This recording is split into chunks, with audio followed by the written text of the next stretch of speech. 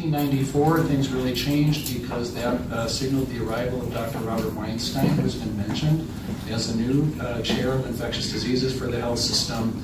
And with his coming, and with his rapid establishment of these collaborations that Dr. Goodman has and Dr. Shannon and President Preckwinkle have discussed, they conceived the idea for a center like this. A statewide collaborative to end the HIV epidemic in the state of Illinois by 2030. This can be achievable by getting 20% more people virally suppressed, undetectable, and getting 20% more people who are vulnerable to HIV